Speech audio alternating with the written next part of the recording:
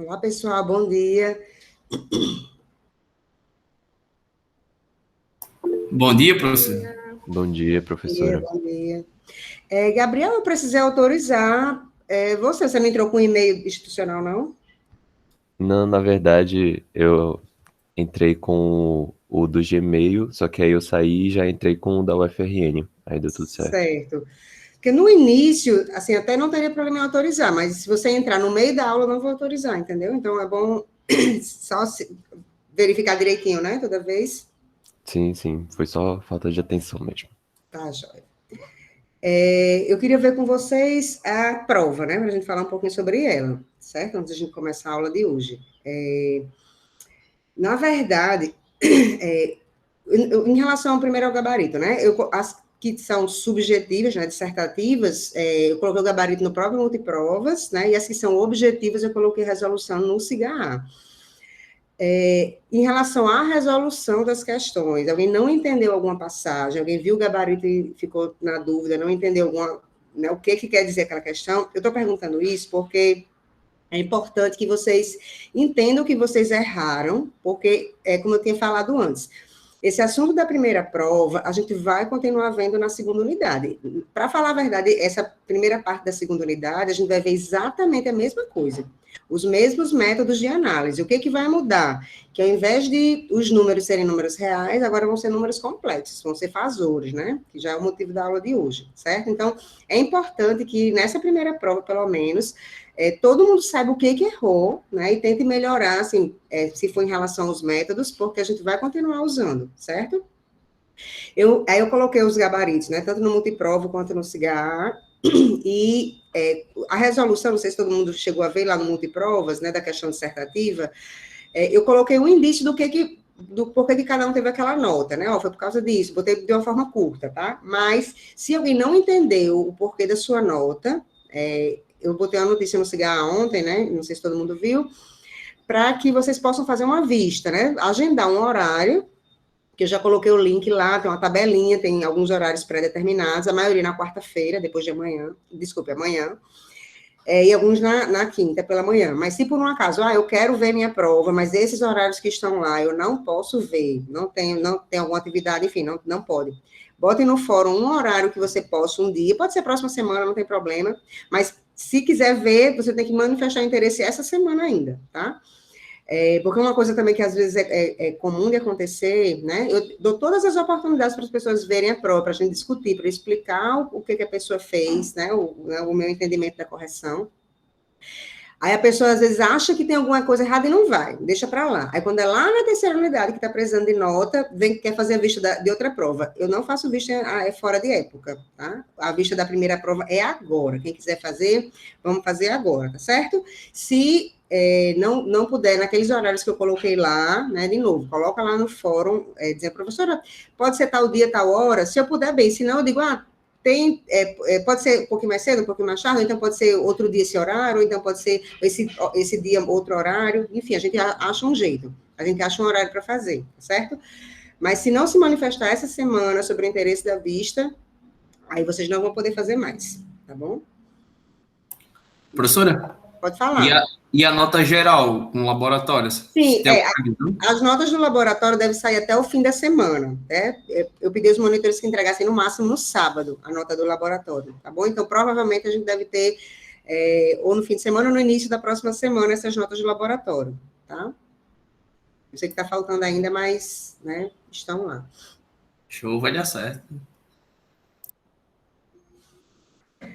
Cristiane, infelizmente, não, tá? Porque, assim, a gente tem um cronograma para seguir, não tem como a gente voltar para ver uma outra, não, refazer uma atividade, alguma coisa.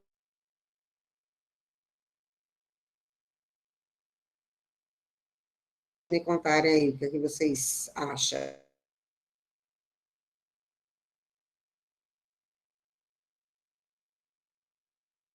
Na hora da aula, algumas pessoas ainda comentaram, acharam a prova difícil e tal. Aí depois eu queria até ver de vocês, mesmo vendo os gabaritos, né, vendo com calma, pensando com calma. Estou travada? Deixa eu digitar aqui, então. Estou travada? Agora voltou, professora. Ah, tá, ótimo.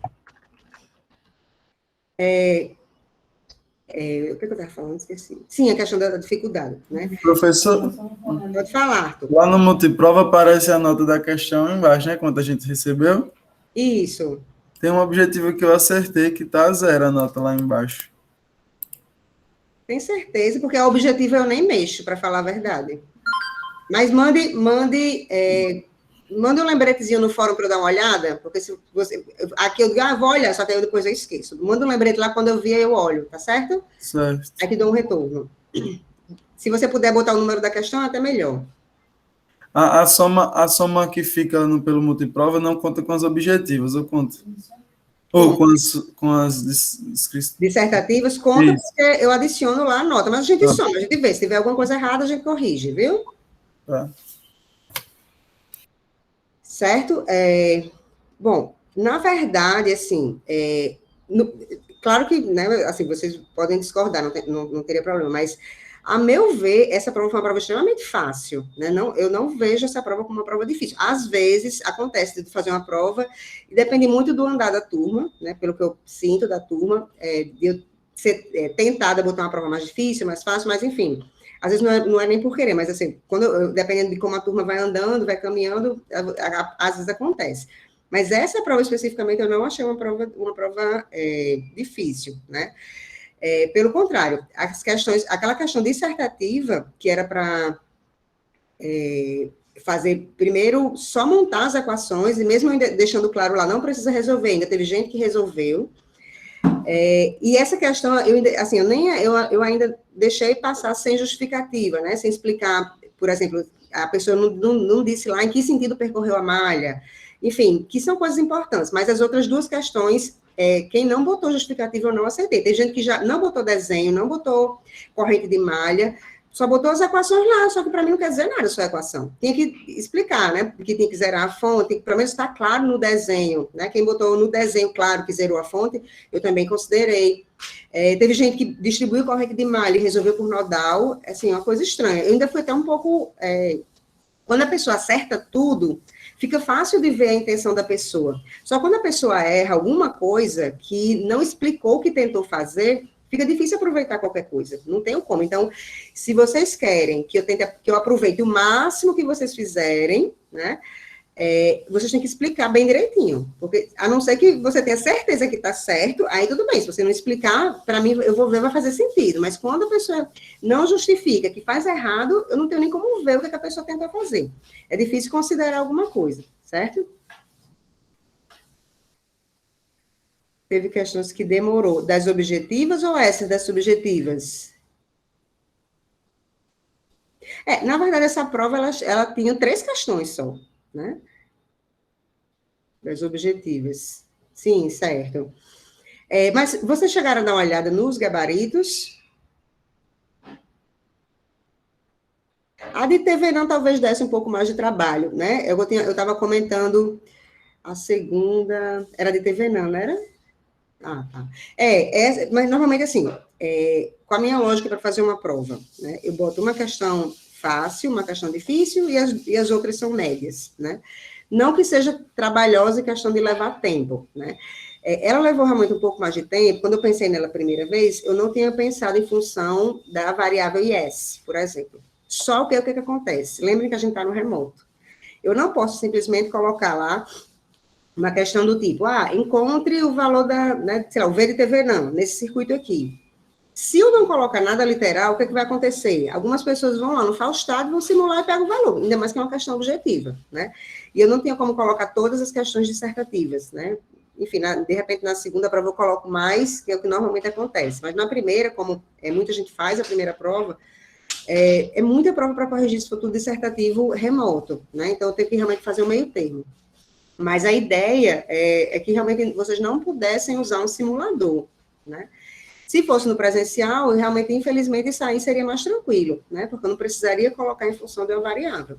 Mas como a gente está no remoto, assim, eu sei que né, tem muita comunicação entre vocês, tem a prova com consulta, né, e a outra coisa que também deve ser levada em consideração, a prova no presencial, ela é mais fácil, por quê? Porque vocês não consultam, e a prova no remoto, assim, não tem como a gente fazer, ela é com consulta, e sempre uma prova com consulta, ela é mais difícil, né, não tem para onde correr, isso vocês têm de ter em mente, né, que, assim, uma prova com consulta, ela é mais difícil, e no remoto as provas são com consulta.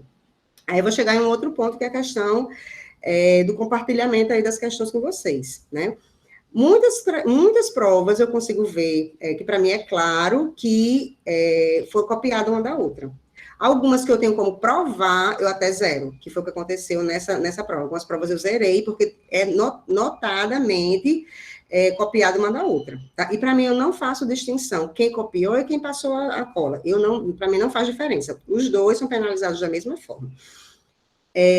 Alguns têm um indício muito forte, mas se eu precisasse provar, eu não teria como provar. Então, nesse caso, eu estou vendo que mas eu não pude fazer nada, né? Mas eu vou ficar de observação, anotei os nomes na minha listinha negra aqui, e nas próximas provas eu vou analisar com bem mais cuidado esses pares aí, né? Esses grupos de pessoas que eu acho que copiaram umas das outras, tá? Então, assim, vocês tenham cuidado, porque como eu falei no início lá, isso é fraude, né? Assim, vocês não podem fazer isso, vocês não podem estar copiando né, uma questão um do outro. O que eu imagino que seria, sei lá, como vocês conversam entre si, que seria saudável fazer, de repente, só perguntar assim, como é que você fez a questão?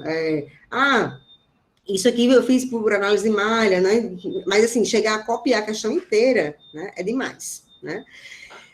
Assim, só para vocês realmente tentarem refletir um pouquinho sobre isso, né? Porque depende muito. Eu sei que agora vocês, né, a gente é tentado a ser um pouco imediatista, de o que eu quero agora é ser aprovado, não importa o resto. Só que lembrem-se que duas coisas que eu falei lá no primeiro dia de aula.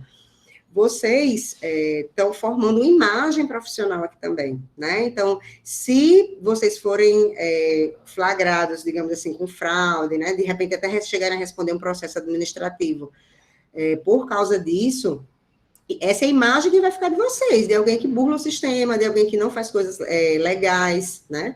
Legal de legalidade mesmo, né? Dentro da lei, né? Então, assim, esse é um ponto, e o outro é que vocês vão deixar de adquirir aquele conteúdo, porque quando você erra uma coisa na prova, né? Às vezes, quando você tira uma nota baixa, você se esforça para tentar recuperar, e você acaba que fica bom naquele conteúdo, né? Você se recupera, você acaba que não comete aqueles mesmos erros. Se você, isso aqui eu acertei, na sua cabeça, mesmo sendo você ou sendo copiado, você deixa isso para lá, né? Então, assim, é só para vocês refletirem um pouquinho sobre essa prática, né?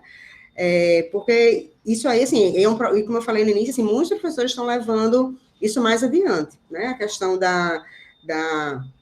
dos processos administrativos, né, abrindo esses processos contra os estudantes que são notadamente, né, estão fraudando aí as provas, né, então, queria que vocês pensassem um pouquinho sobre isso também, tá? Mas em relação à prova em si, né, assim, eu quero realmente chamar a atenção para isso. Se vocês tiverem alguma dúvida em relação à correção, não entenderam o que erraram, procurem fazer isso, né, a vista está aberta lá no CIGA, então, se quiserem agendar um horário para a gente conversar sobre essa prova, né, façam isso, porque o prazo é essa semana. Depois disso, a gente não vai voltar mais a falar sobre essa avaliação propriamente dita, tá? Alguém quer comentar alguma coisa? Quer perguntar alguma coisa? Alguma parte do gabarito que não entendeu, né?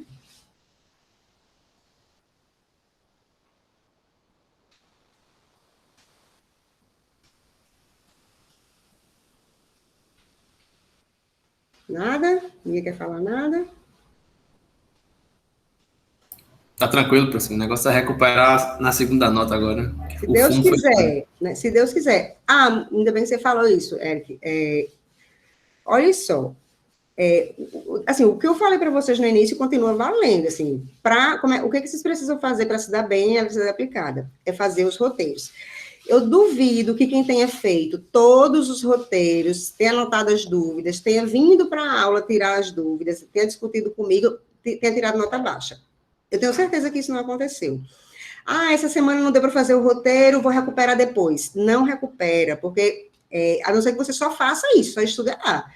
E não é essa a intenção, você tem outras atividades, tem outras disciplinas. Então, o ideal é que você faça o roteiro bem direitinho, né? Que você faça o que é programado para a disciplina. Dessa forma, vocês vão se dar bem né? Isso eu garanto para vocês. Agora, se for deixando, perdi essa semana, vou recuperar na próxima. É um pouquinho complicado, né? É um pouquinho complicado. Então, é importante que vocês se conscientizem, né? E, eu quero realmente me dar bem, eu quero ser aprovado, quero passar por média, enfim, quero passar. O caminho é esse, não tem outro, né? Aí teve a prova, ontem já divulguei as notas. Aí ontem à noite eu fui olhar, a gente tem 90 e poucos estudantes nessa turma, né?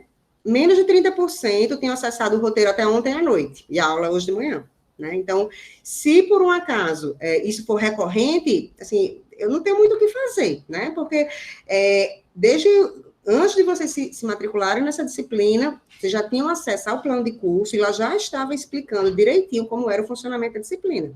Aí, o que às vezes acontece? O povo vê, não consigo levar nas coxas, né? Aí, não faz o que está previsto lá, aí não se dá bem na disciplina, aí fica dizendo que a disciplina é difícil, que é isso, que é aquilo. Assim, difícil é aquilo que a gente não conhece, que a gente não se esforça para entender, para aprender, né? Então, assim, eu estou dando o caminho para vocês se darem bem na necessidade aplicada, né? E quem quiser se dar bem, é só seguir esse caminho que não tem erro, não tem problema. Eu nunca vi ninguém que tenha se dedicado direitinho às disciplinas, né? Falando de EA especificamente, né? Que no final não tenha sido aprovado, né? Sinceramente, eu nunca vi ninguém. Geralmente, quem faz isso é quem se engana, diz que estuda, que não estuda, ou quem está passando por alguma dificuldade, que a gente tem que atacar a dificuldade, né, tentar contornar o que a pessoa está passando, mas se a pessoa né, se propõe a fazer uma coisa, né, a cursar a disciplina, e por descuido, por relapso ou por preguiça às vezes, né, ou por falta de tempo, porque colocou muitas disciplinas, ou tem outras atividades, não consegue estudar, aí é um pouquinho mais complicado, né?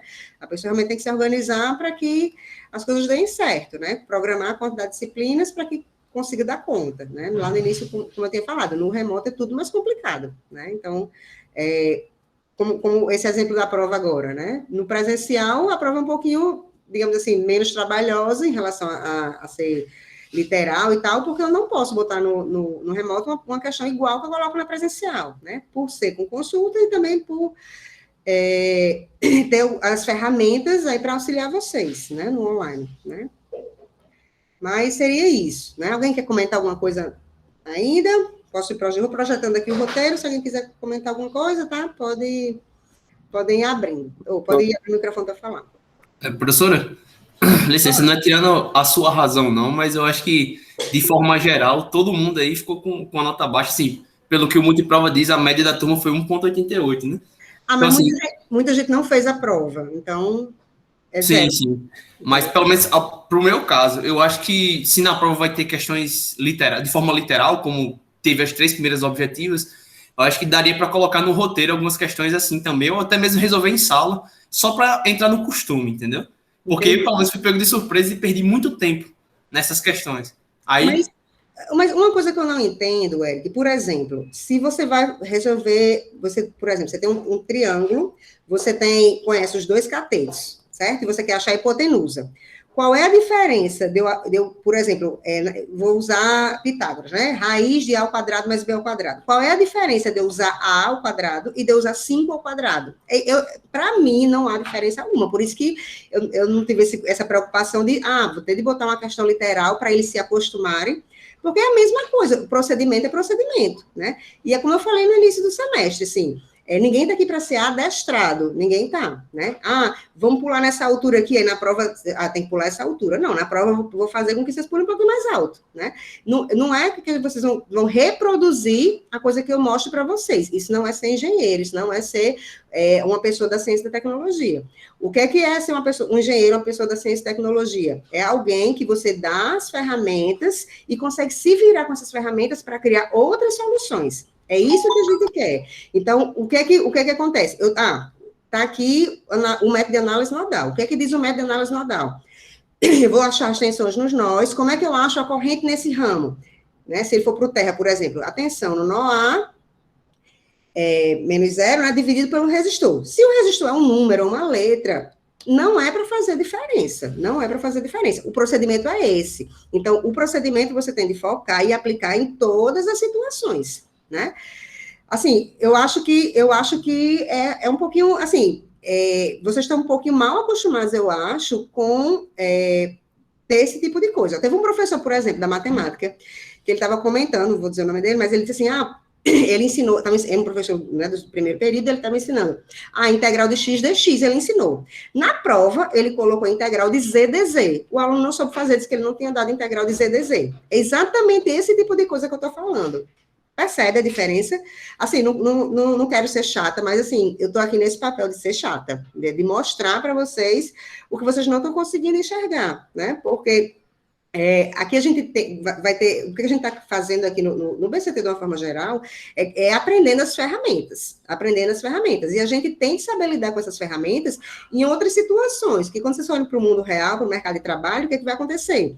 Não vai ter, o problema não vai chegar para você bem bonitinho lá, não. Você vai lembrar, não, talvez isso se encaixe aquela ferramenta, vocês vão ter que fazer essas adaptações. E é isso que eu já estou tentando fazer com que vocês aprendam, né? Tentar pensar de uma forma diferente, né? Uma vez, assim, eu acho que eu já sempre tive um perfil de engenharia, né? Eu lembro quando eu fazia o primeiro ano, na 7ª série, mais ou menos, que eu nem sei mais que ano é isso, né? Na 7ª série, a gente estudou Teorema de Pitágoras. E a gente não usava muito, né? Mas, enfim, da 7ª, 8ª série, estudava o Teorema de Pitágoras. Quando foi no primeiro ano que a gente começou a estudar física, o professor da física, ele fez uma questão que eu lembro demais, era um canto de futebol, alguma coisa assim. Enfim, precisava usar Pitágoras para calcular essa distância da bola, alguma coisa assim. Eles davam as distâncias percorridas, que eram os catetos, e precisava achar essa hipotenusa.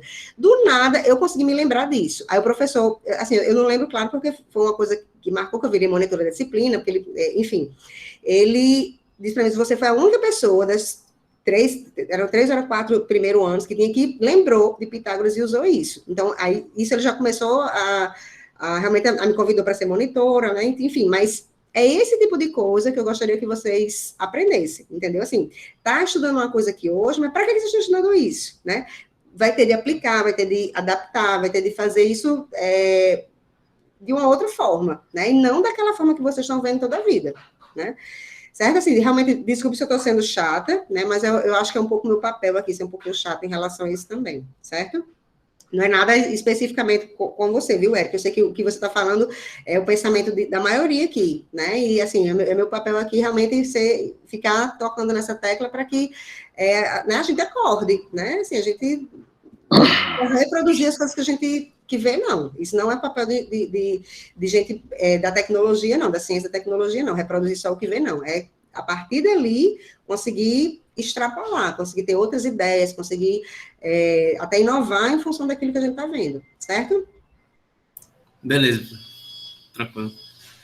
Tentar se consertar e, como eu disse, na segunda unidade, se reinventar. Exatamente. Eu vou ficar cutucando vocês para, assim, nesse tipo de coisa, né? Assim, de tentar fazer com que vocês consigam, partindo do que a gente está vendo do básico, chegar a outras conclusões, tirarem outras conclusões, né? E não é nada mirabolante, não. Várias pessoas tiraram nota máxima aí, né?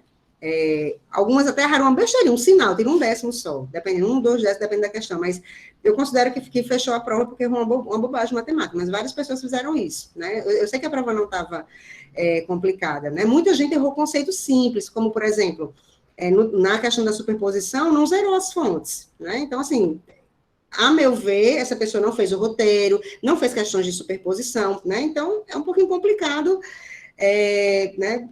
Tentar achar uma justificativa para esse tipo de coisa, certo?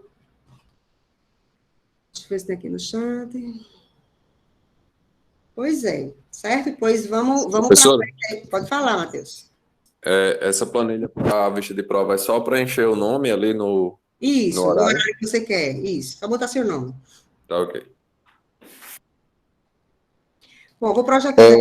Pode falar, Alan. Bom dia, professora. Bom Professora, dia.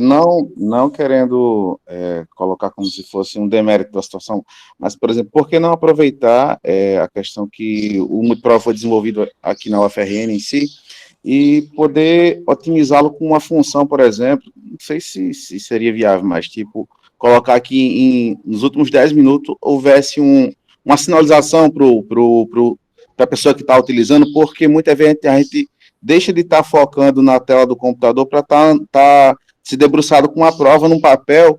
E nessa última, acho que eu entrei agora há pouco, não sei se alguém comentou, mas acho que muita gente teve questão de minutos que foram, tipo, não bateram com o relógio que eles tinham, então isso levou a prejudicar muita gente que deixou para enviar enquanto achava que tinha tempo hábil para aquilo e acabou não sendo. Então, acho que um sinalizador que fosse uma mensagem na tela do multiprova informando que faltam 10 minutos, restam 10 minutos para acabar a prova, eu acho que não prejudicaria ninguém com isso, não seria demérito nenhum e seria algo mais eficiente. Mas o tempo restante aparece para vocês? Como é que é ele aparece, professora, só que ele fica no cabeçalho da prova. Muitas vezes você tem que rolar a prova. Se distrair, você não vê, né? Você não tem aquele relógio visível todo o tempo. Poderia também, se esse relógio ficasse visível, independente da rolagem da prova, esse relógio ficasse visível, seria algo excelente, pois facilitaria. Não. Quando você desce a página, você não vê mais o relógio, né? Não, você não tem visão. Entendi. Eu vou anotar aqui, eu falo sim. Realmente, se isso pode ajudar... Deixa eu pegar aqui também. Eu até comentei no final da prova que quando eu estava marcando a questão 3, faltava eu marcar, eu estava finalizando para marcar, faltava 1 minuto. Aí eu fui marcar, aí eu disse, dá tempo, sendo que eu abaixei a cabeça, aí demorou um pouquinho na conta, quando eu olhei, tinha acabado. É porque eu acho que ele não conta os segundos, né? 1 minuto e 2 segundos. Não conta os segundos. Eu entrei com 24 segundos, por exemplo. 24 segundos eu apertei e concluí.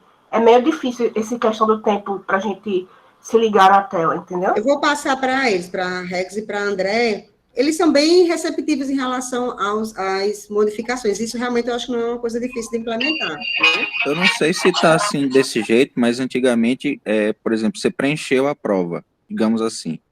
Aí quando o tempo está zerando assim, você já marcou algumas coisas lá e zerou, ele diz assim, ó, você não marcou outras coisas. Ele pega o que tiver marcado. Se você marcou ele e acabar o tempo, isso eu sei, porque eles comentaram que está assim agora. Mas, assim, realmente, a questão do envio já fica um pouco comprometido, né? Mas eu vou falar assim, isso para eles, para ver se tem como implementar isso, que realmente... eu não sabia, eu achava que o tempo ficava visível o tempo todo, mas se você realmente desce e você não consegue ver o relógio, é um pouco complicado. Um alerta ajudaria, né? Principalmente a prova essas provas que sempre tem um circuito desenhado, né? Então, realmente, tipo, tem que rolar. Então, você fica voltando.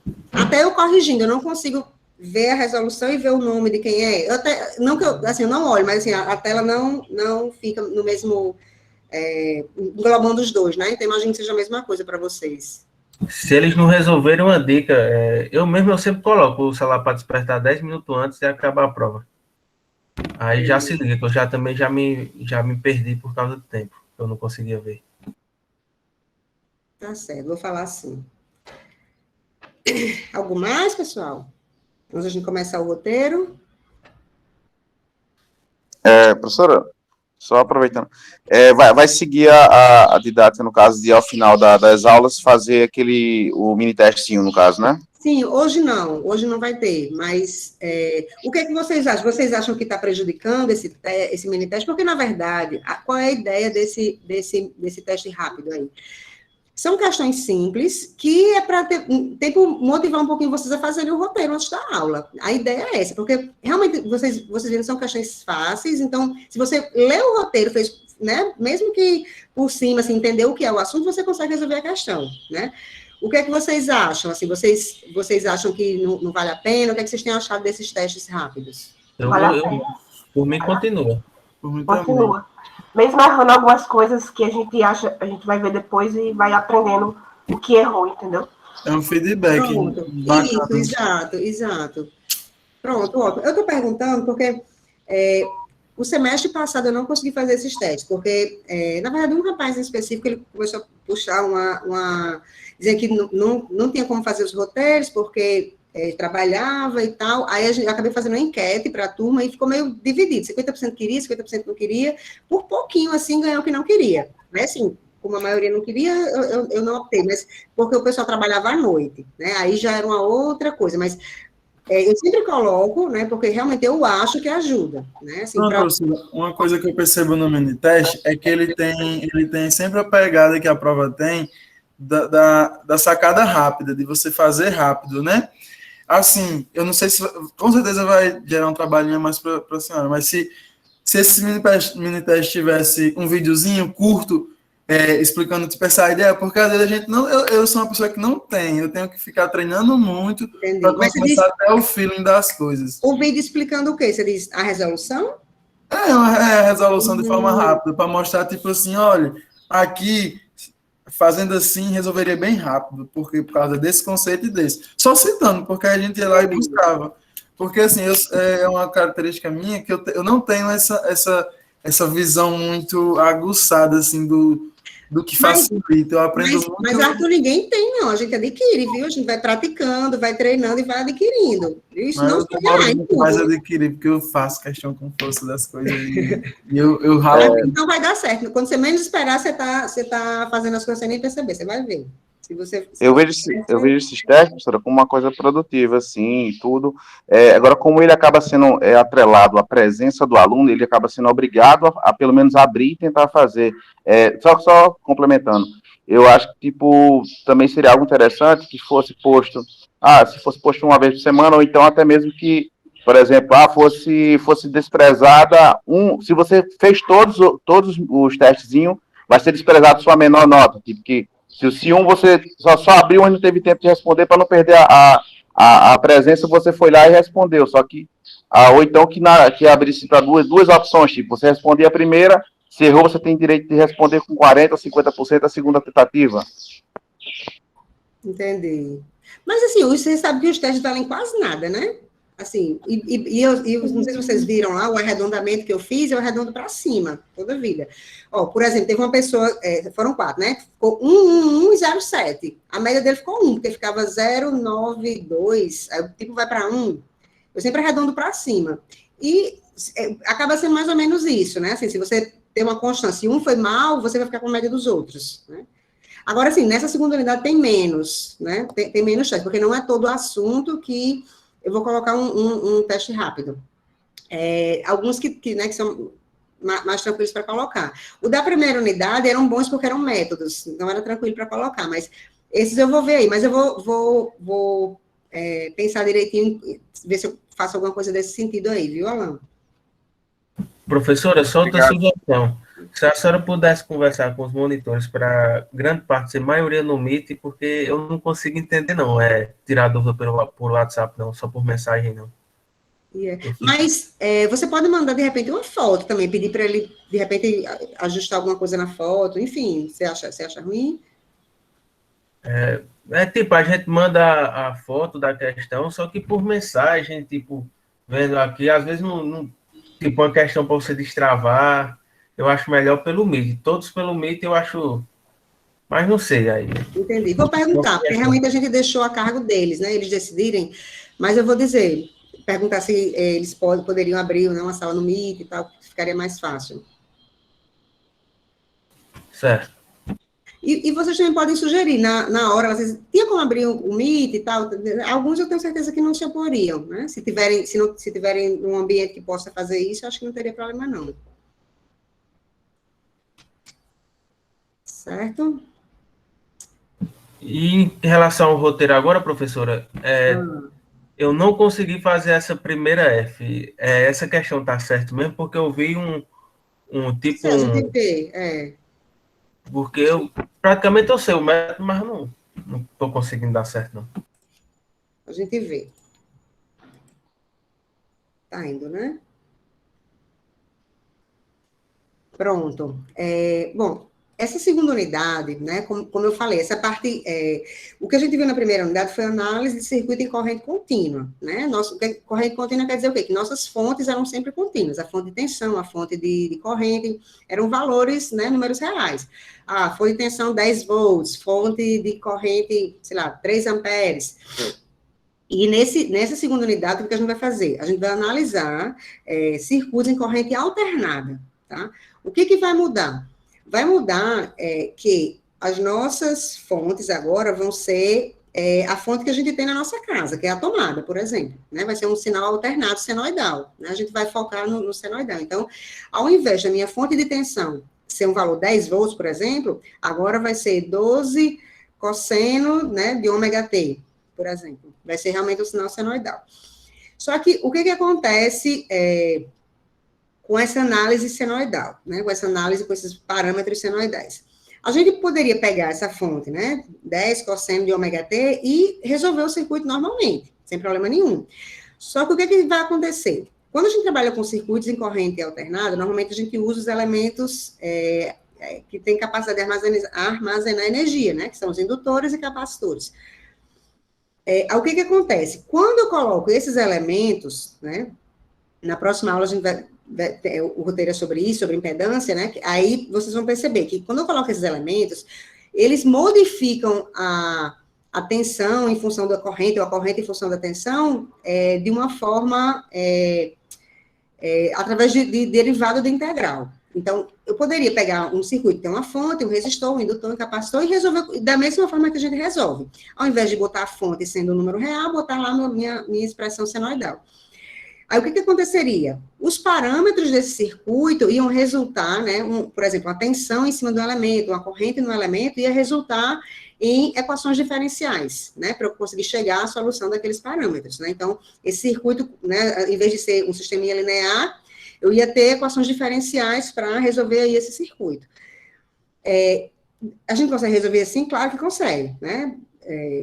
Quem estuda mesmo isso, né, assim, a fundo, né, por exemplo, engenheiro eletricista, começa resolvendo dessa forma, aprendendo a resolver dessa forma.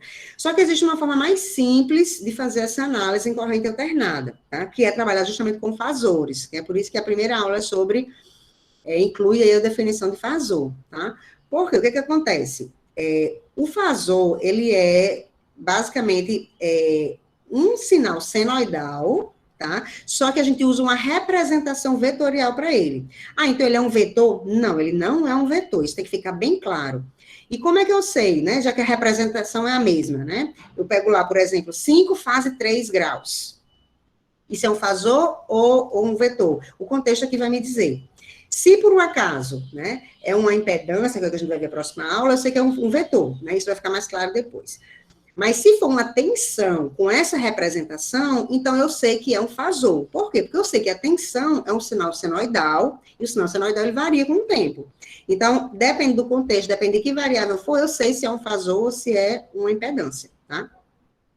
Então, basicamente, né, aqui a gente, né, esse roteiro mostra os tipos de sinais senoidais, né, mas deixando claro que a gente vai focar no senoidal. Desculpa, os sinais alternados, mas a gente vai focar no senoidal, e entra com o conceito de fasor, tá? Eu até separei os vídeos para ficar um pouquinho mais claro, né? Esse primeiro vídeo, né, fala sobre os sinais alternados, né? E esse outro vídeo fala sobre a definição de fasor. O que dá trabalho mexer com fasor, né? Porque transformar um sinal senoidal em um fasor é bem simples, né? Basta eu pegar o módulo e a fase, e ele já é a representação no contexto fasorial. O que é um pouquinho complicado trabalhar com fasor é a manipulação, né? Porque o fasor eu posso ter a representação, que é a mesma representação vetorial. Eu posso ter na forma polar, né, que é módulo, fase, e posso ter na forma cartesiana, né, a forma complexa, né, que é real mais parte imaginária. Então, quando eu vou manipular, né, porque quando a gente está resolvendo um circuito, tem que multiplicar, por exemplo, a resistência vezes a corrente para dar a tensão, para eu somar lá na lei de Kirchhoff. Quando eu faço essa multiplicação, eu tenho uma operação aí entre números complexos ou números na forma polar, né, que são os fasores, os vetores. Essa manipulação é que é um pouquinho mais trabalhosa, tá? Mas aqui, da mesma forma, a gente vai contar com a ajuda computacional, mas, né, eu gosto realmente dessas questões literais, porque faz com que você aplique, de fato, aquele conceito, né? Como é que soma dois números complexos? Se for literal, você vai ter que fazer lá como soma dois números complexos, tá? Mas, de novo, nas avaliações, eu nunca coloco coisas muito compridas, principalmente nesse assunto que qualquer exercíciozinho dá umas contas bem grandes, justamente por causa desses números complexos, né, dessa notação vetorial que a gente usa aqui nessa unidade, tá? Mas, enfim, aqui tem um textinho também sobre fasor, especificamente, né, para vocês darem uma olhadinha. E aqui, basicamente, né, é o que vocês já viram lá na matemática, certo? Essas operações, né? Então, eu tenho, por exemplo, sim, só uma observação, eu uso J em vez de I, né? Porque na engenharia a gente usa J, não sei por quê. O número complexo, né? O J é raiz de -1, certo? Então, aqui eu tenho, por exemplo, esse R real, a parte real é o 3, aqui a parte imaginária também vale 3. Já o S, a parte real vale 2, e a parte imaginária vale -1. Aí aqui as operações básicas para vocês se acostumarem, né? Ó, aqui a soma, a subtração, a multiplicação, a divisão, e aqui uma operaçãozinha envolvendo esse asterisco aqui, que é o conjugado, tá? E aqui também... isso era vezes o conjugado, era, professora? Isso, esse asterisco... era essa a questão que você tinha comentado? Era. Eu fiz só do jeito que estava aí, o R vezes S sobre S menos 2R. Por isso que ela Pronto, deu aí deu só. Aí você escreveu aqui o resultado em número complexo ou em coordenada polar? Primeiro que eu transformo aí primeiro em coordenada polar e depois joguei para complexo. Só que não estava dando não, porque, quando eu fiz direto, estava dando um número real. Não, eu digo a sua resposta final. Você escreveu na forma complexa ou na forma polar? Porque tanto faz, né? Complexo. Pronto. Aí a diferença da resposta que está no gabarito foi só o sinal do número imaginário? Foi. Pronto. Então você fez certo. Porque o número complexo, né? Não sei se vocês lembram, desculpa, o conjugado, não sei se vocês lembram, ele é uma reflexão do vetor, do fasor, em relação ao eixo X. Então, eu tenho um vetor que está lá fase 30. O conjugado dele vai ser fase menos 30, né? Como se fosse um espelho em relação ao eixo X, né, ao eixo real, tá? Aí eu pergunto para vocês, em relação a números complexos, né, todo mundo lembra, todo mundo viu, o que é que vocês me dizem aí? Vocês acham que tem dificuldade com os números complexos? Porque é importante que quem tem alguma dificuldade, quem não viu, ou quem não lembra, né, como manipular, que foque nessa parte agora, porque a gente vai usar a segunda unidade inteira e a terceira unidade também. Então, é importante que a gente saiba manipular esses números complexos, né? Então, pensando nisso, vou até passar aqui para mostrar para vocês. Tem esse exercício aqui já para vocês irem para irem relembrando, mas aqui, ó, eu já coloquei uns extras, né, de texto e de vídeo, tá? O texto aqui sobre números complexos, fasores, né, e o vídeo aqui fazendo operações básicas com números complexos, tá? Aqui faz a definição, aqui soma e subtração, aqui multiplicação, aqui divisão, né, e aqui especificamente fasores. Então, quem tem dificuldade, que de repente não tem mais material, enfim, dê uma olhadinha nesses vídeos, nesse texto, porque, de novo, assim, né, é importante que vocês lembrem, né, vejam direitinho aí como manipular esses números complexos, tá? Bom, nessas primeiras questões aí, 1 e 2, que é basicamente essas operações, né? Aqui foquei mais no 1, eu foquei mais na parte cartesiana, né, na forma complexa, e no 2 mais na forma polar. Mas nos vídeos está bem claro lá, né? Que se eu quero, dependendo da operação que eu vou fazer, é mais fácil que esteja na forma complexa e outros é mais fácil que esteja na forma polar, né? E no vídeo também eu mostro como fazer a conversão de um para o outro, que é basicamente... eu desenhar o vetor e tirar as relações dali, né? É como eu faço, né? Eu desenho o vetor, o fasor, escrevo a parte real, a parte imaginária, aí por Pitágoras eu vejo o módulo, que é a hipotenusa, em função da parte real e imaginária, e vou tirando as relações ali. Né? A tangente desse ângulo é a parte imaginária sobre a parte real, né? Quando você desenha, fica muito mais fácil de você ver. Então, eu não decoro essas relações, eu não gosto, né? Porque eu acho que eu esqueço numa topada. O que eu faço? Eu desenho, como eu desenhei lá no vídeo, né? E vou tirando as relações. Eu acho que é mais fácil para você não esquecer, certo? Mas alguém teve alguma dificuldade, quer fazer alguma pergunta nessas duas primeiras questões? Que é uma revisão de números complexos, mas a gente pode ver se precisar.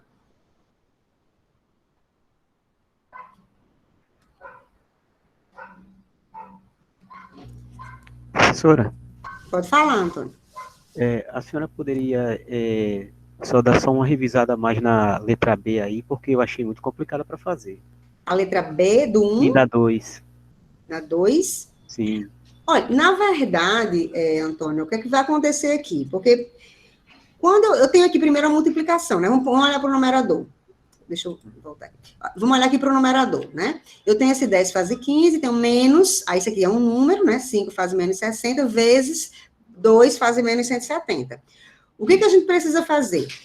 Eu expliquei lá no vídeo que quando é multiplicação, é melhor usar a forma polar, certo? Então, aqui eu já vou fazer a multiplicação direto. Como é que eu multiplico a forma polar? Eu vou multiplicar os módulos e vou somar as fases, né? Então, aqui eu vou ficar, o resultado vai me dar menos 10, e a fase vai ficar menos 60, menos 170, tá? Somado os dois aqui, mantém o sinal. Aí eu vou ficar com dois números em coordenadas polares para eu somar. O que vai acontecer? Eu posso somar os dois números estando em coordenadas polares? Posso, só que lembrem que isso aqui é uma soma vetorial. Eu vou ter de desenhar esse vetor, né? 10 faz 15, e esse aqui, menos 5, faz menos 130, né? Eu vou desenhar esse fator e faço a soma vetorial. Vejo lá a lei dos cossenos e tal, posso fazer assim. Qual é a forma mais fácil de fazer? É converter a forma polar para real imaginário, desse primeiro, e converter o resultado aqui, né, em real imaginário também, né, porque aí eu vou ter aqui A mais JB, aqui C mais JD. Aí, para somar dois números complexos, né, é mais fácil, na forma cartesiana. Eu vou somar real com real, imaginário com imaginário. Aí, com isso, vou ter o numerador. No denominador, a mesma coisa. Aqui eu tenho só somas, né, soma e subtração. Então, eu posso somar vetorial? Posso, né? Só que lembre que eu tenho que desenhar para fazer essa soma aí, fazendo, né, a soma vetorial realmente, né? O jeito mais simples era fazer o quê? Transformar esse 1 faz 10 em real imaginário, esse 5 faz 30, real imaginário, menos 45 faz 0, real imaginário, menos 2 faz 5 em real imaginário. Quando eu tiver tudo em real imaginário, eu vou somar todos os reais e somar todos os imaginários. Aí eu fico aqui com a divisão de números complexos, né? Que também, se eu quiser facilitar, é melhor que eu esteja em coordenadas polares. Então, eu transformaria de volta para a coordenada polar o numerador e o denominador. Aí eu posso fazer a divisão tranquilamente. É o numerador dividido, o módulo, né? Do numerador dividido pelo módulo do denominador, e as fases, no caso da divisão, são subtraídas, tá? Esse passo a passo tem um exemplo no roteiro que eu mostro essa transformação, para fazer essas operações, né? Se é melhor de soma, se é melhor de divisão e multiplicação, né? Mas clareou um pouquinho como deve ser feito, Antônio? Sim, professora. Obrigado. Viu? Nada. Mas se mesmo assim vocês pesquisarem, ainda tiverem alguma dificuldade sobre o número complexo, pode trazer a próxima aula, viu? Porque... professor, só um momento. Dá para fazer na calculadora esse... Dá, se for uma calculadora, se for científica, você já até bota todo, dá. Mas, é como eu falei, saibam como fazer, porque com certeza na prova eu vou botar alguma literal, tá certo? Certo, obrigado. Nada. Mas, assim, resolvendo as questões, ou então, nas questões objetivas mesmo, vocês podem colocar sem problema nenhum, né? Certo? Então, sobre essas primeiras questões sobre manipulação de números complexos, alguém tem alguma pergunta, ainda tem alguma dúvida, quer comentar alguma coisa?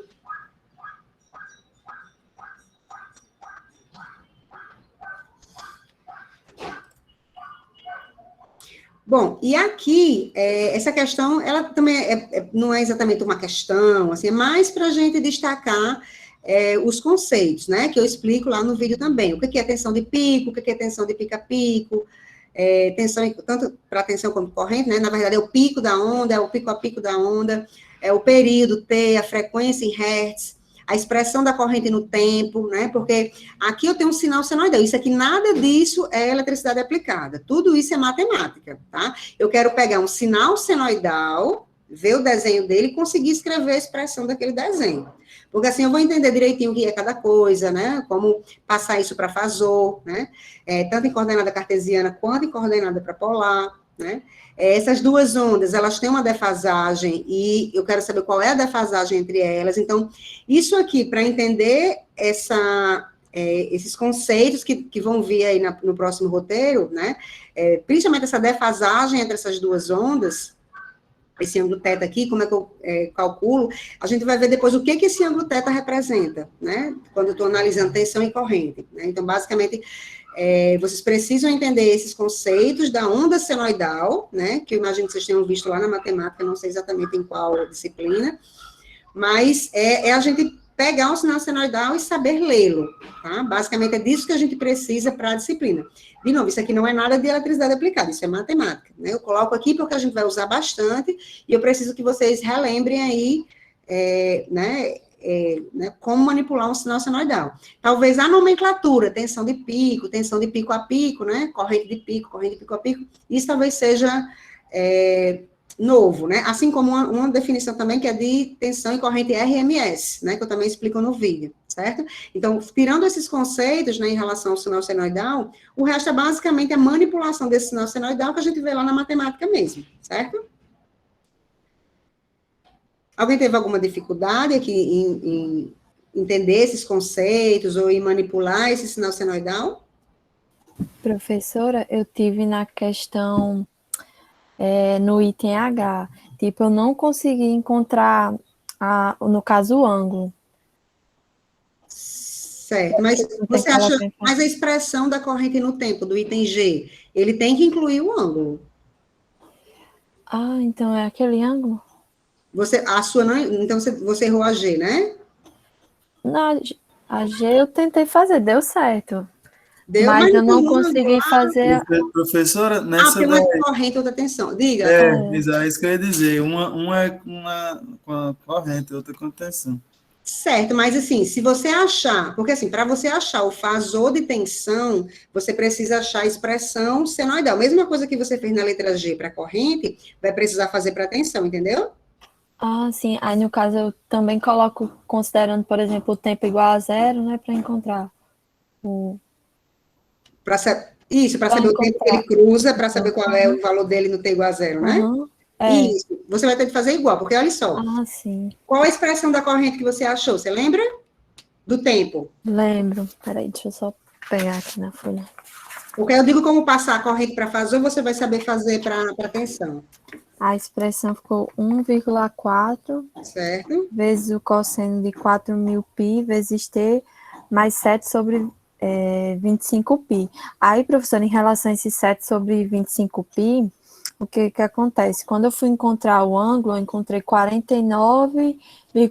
Aí eu fui transformar isso para radianos, né? Que a resposta está em radianos. Não sei se foi coincidência, mas eu simplifiquei dividindo por 7. Aí foi que eu consegui ficar com essa fração. Não sei se foi coincidência ou se era assim. É a função da calculadora, não? Eu troquei a calculadora em radiano e coloquei também em graus, mas quando eu coloquei em radiano não dava essa fração, não. Eu tive que transformar, assim. Sim. Minha dúvida foi aí também. Mas, olha, isso aqui não é o G, a letra G, ó, tá 7 π sobre 25, foi o que você falou. Isso, professor. Só que eu tô falando assim, quando fui encontrar o ângulo, certo? Que não precisa encontrar o ângulo para montar a função. Certo. Aí deu 49,9 graus, certo? Aí eu tentei na calculadora mesmo transformar isso para radiano, só que dá 0, alguma coisa. Aí para ficar igual essa resposta aí do gabarito, eu tive que transformar, tipo, fazer 180 graus é π, e aí procurar saber quanto é 49,9 graus, entendeu? Entendi. Aí no caso... certo. Deu certo. Aí eu queria saber se foi coincidência ou se a senhora fez assim mesmo, entendeu? Não, na verdade, é porque é como eu não vi quem foi que falou, mas acho que não sei se foi o Rafael, eu vi que algumas calculadoras têm alguma coisinha que você tem que configurar para poder dar certo. Então, pode ser que seja a sua calculadora, porque o jeito certo de fazer é esse, né? Π é 180 graus e você faz a regra de 3 para ver converter de um lado para o outro, né? Certo. Uhum. Certo? Então, a calculadora deve ter alguma coisinha aí. De repente, você pode tentar em algum solver no Wolfram para ver o que ele diz, né? Enfim. Pronto, olha, do jeito que você achou esse valor aí para a corrente, né, como é que você passaria a corrente para fasor? A amplitude não deu 1,4? Isso. Pronto, então, o seu módulo é 1,4. E a sua fase é justamente o 7 π sobre 25 radianos, né? Se for para grau, ficaria 49, alguma coisa, você falou, né? Isso. Entendeu? Então, tanto na forma senoidal, é bem simples para passar para a forma polar, né? A amplitude da onda é o seu módulo e o defasamento é a fase. Aí você vai dizer, vixe, a informação da frequência, esse 4 não sei o quê, que eu nem consegui anotar, 4 não sei o quê, que é a sua frequência em radianos, né? Essa frequência aí, na verdade, quando a gente está trabalhando com fasor, a gente garante, vamos supor, estou trabalhando com um circuito, né? Eu só posso trabalhar com fasor se todas as fontes, né, que é quem lida, quem joga esse sinal senoidal no circuito, né, se todas as fontes estiverem sobre a mesma frequência, ou seja, se eu tiver uma fonte de tensão, uma fonte de corrente, outra fonte lá, todas as fontes têm que estar com esse ômega aí, 4, alguma coisa aí que você falou, entendeu? Então, já que todo mundo tem a mesma frequência, todos os sinais lá vão ter a mesma frequência. Então, eu posso omitir essa informação. Então, é por isso que a gente consegue trabalhar com fasor. Porque a gente sabe que tem uma frequência lá, que a gente pode usar, se precisar voltar para o domínio do tempo, em qualquer momento. Então, essa informação, ela pode ficar de lado, né? Então, a gente usa só o módulo e a fase, né? Que é justamente a representação fasorial, certo? Aí, para você, então, fazer a letra... cadê a letra H? Você acha a expressão no tempo para a tensão, aí dali você só tira o módulo e a fase, que já é as coordenadas, ali que é em coordenada cartesiana. Pronto, aí você acha em coordenada polar e depois converte para cartesiano, para real imaginário. Não sei se... Entendi, Claro, obrigada. Fazer? Ficou, vou tentar fazer, obrigada. Né? Porque se você conseguiu a corrente, a tensão é da mesma forma, você vai conseguir também. Pode usar os pontos em que o gráfico toca o eixo X? Pode, Mocinaldo. Aí você vai... Porque, na verdade, o que ela falou que toca o eixo Y é para achar a amplitude, né, no tempo igual a 0, para saber o módulo dele. E no eixo X você vai usar para relacionar os ângulos, né? Pode sim. Tem realmente mais de uma maneira de fazer aí, para achar esses ângulos aí, né? Vocês podem brincar aí com essa onda para... né, pegar esses dados aí de várias formas, certo?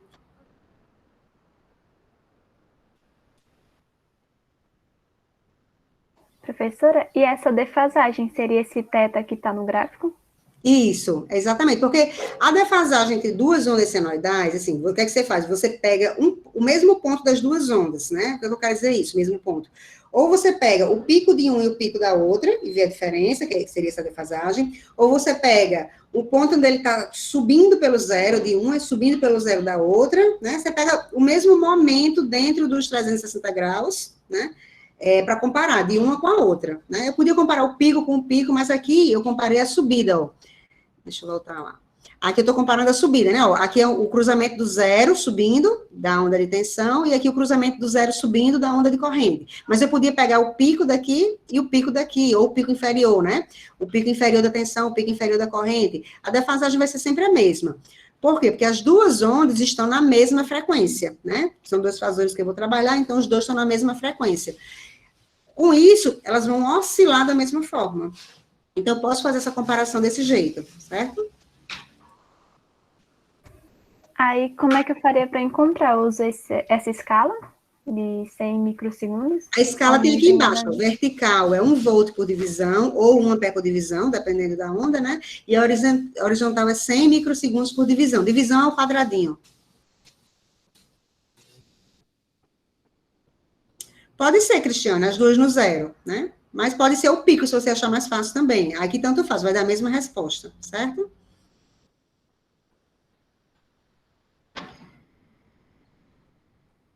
E aí, pessoal, algo mais nessa questão? Mais algum comentário?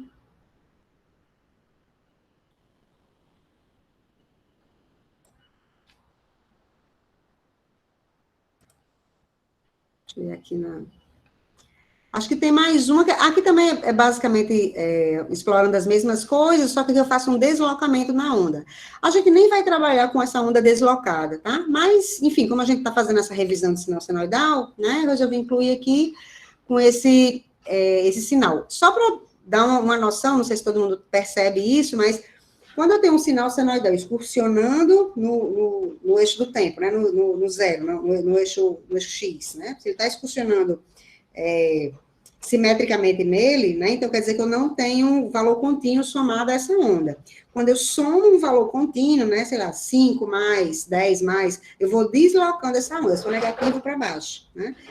Em qualquer gráfico, na verdade, né? Se eu tenho y igual a x, uma função de x lá, se eu somo a essa função de x um número constante, eu vou deslocar, né? Esse gráfico aí no eixo y, né? Verticalmente, tá?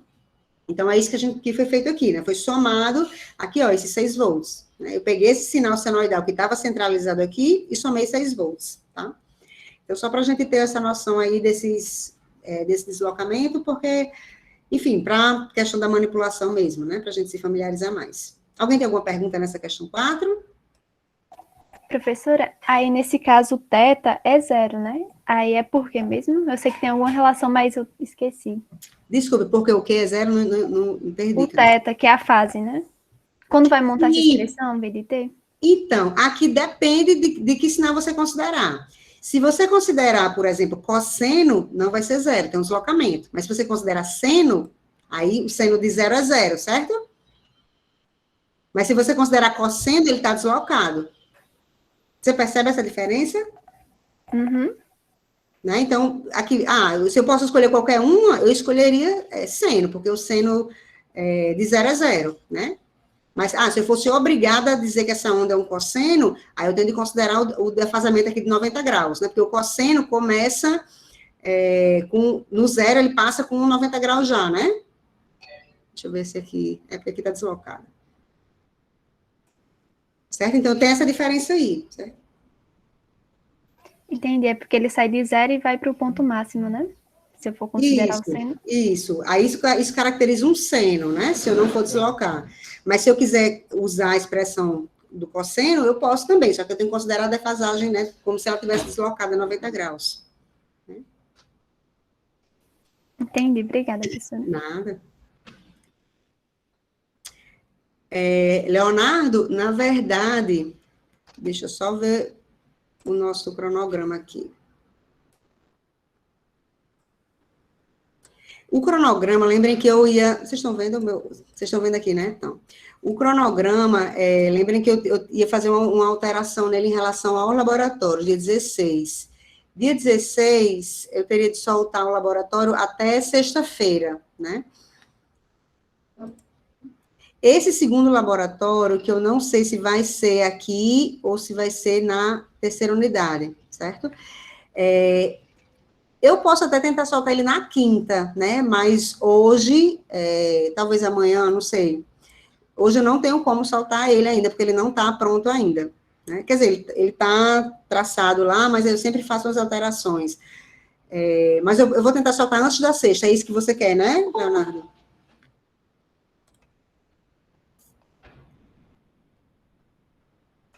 Pronto, eu vou tentar, então, fazer o mais rápido possível, tá certo? Eu acho, com certeza, antes da sexta dá, né? Mas no máximo na quinta-feira, né?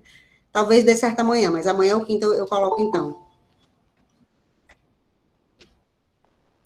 Certo?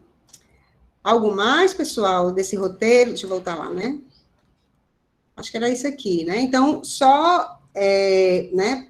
Para que fique claro, né, assim, esse roteiro, assim, o que é importante? Vocês relembrarem a questão dos números complexos, né, saber manipular de polar para real imaginário, de real imaginário para polar, saber ler da onda senoidal as informações do fasor, né, e realmente saber manipular, porque a gente vai precisar e vai usar bastante durante a unidade, certo? Aqui, de novo, nos extras, tem essas,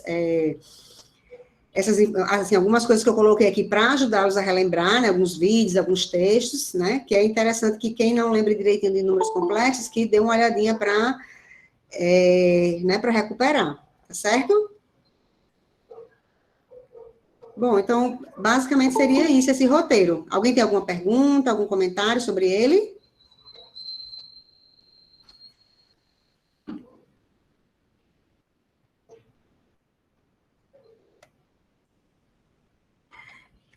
Leonardo, eu posso até comentar, assim, mas eu acho que confundiria de quem não fez o roteiro ainda, que é só para a próxima aula, né? Mas, na verdade, a reatância, só vou tentar adiantar um pouquinho, né? Da mesma forma, a gente pode pensar na reatância como sendo pronto, então a gente tem o resistor, né? O resistor, ele não provoca uma dificuldade na passagem da corrente elétrica, né? É como se a reatância também provoca essa dificuldade na passagem da corrente elétrica, só que ao invés de ser por um fator resistível, por considerando as características ômicas do material, é pelas características magnéticas, né? Então, mas é como a gente pode fazer um comparativo, né? A reatância é como se fosse uma resistência também, só que a resistência é o impedimento da passagem da corrente elétrica do resistor, e a reatância é o impedimento da passagem da corrente elétrica do indutor e do capacitor. E qual é a diferença principal, né? O resistor, independente da frequência, independente do tempo, ele tem um valor fixo lá, certo? Já a reatância, ela muda em função da frequência, né? Então, no próximo roteiro vocês vão entender, né, por que ela muda em função da frequência, tá? Mas a reatância, você pode pensar nela como sendo uma resistência do indutor e do capacitor, tá? Tem características diferentes, mas as duas juntas vão se combinar e formar a impedância, né? Que é a oposição da passagem da corrente elétrica num determinado dispositivo, considerando as duas características, a resistiva e a reativa, tá? Não sei se deu uma luz, Leonardo, ou você queria uma coisa mais detalhada?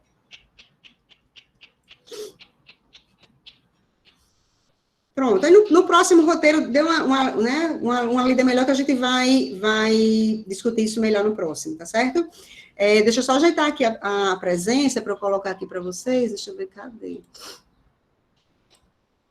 Deixa eu ver se eu consigo botar aqui.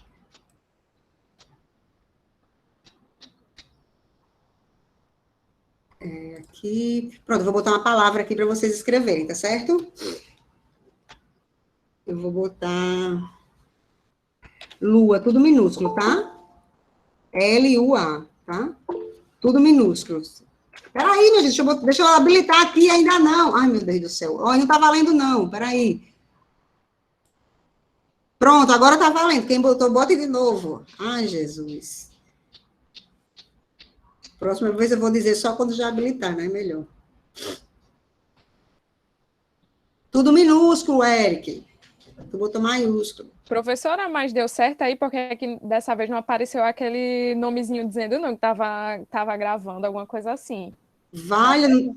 Não apareceu aqui no chat, não. Eu, pelo menos, foi? Foi. Olha aí se foi. Ai, acho que agora eu tenho que apertar um enter aqui. Ai, meu Deus do céu, vamos de novo.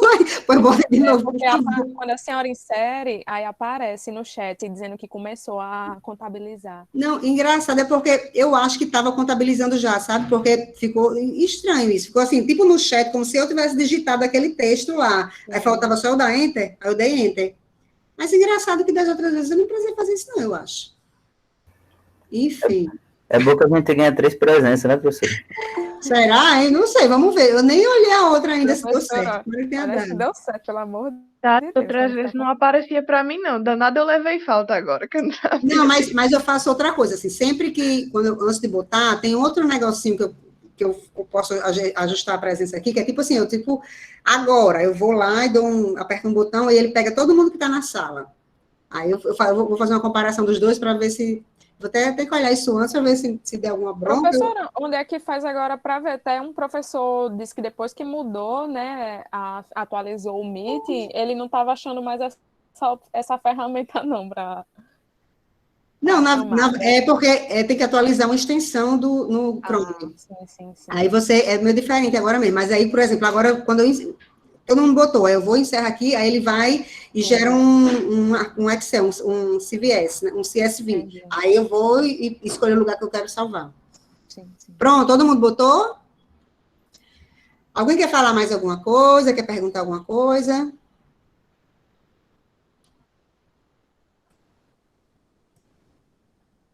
Professor, deu certo o meu aí, porque aqui no meu chat só tá aparecendo eu. No chat? No meu chat aqui só tá aparecendo o que eu mandei. Não, mas não se preocupem não, porque se por um acaso não aparecer, tipo, guarda a nota a data de hoje. Eita, tem alguma coisa aqui. Se por um acaso não aparecer, vocês dizem, professor Otávio, eu tenho como ver, né? Porque, como eu disse, antes de começar aqui, eu salvei, tipo, quem estava na sala. Aí eu comparo, entendeu? Se não aparecer, você me diz que dá certo. Pronto, vou interromper a gravação.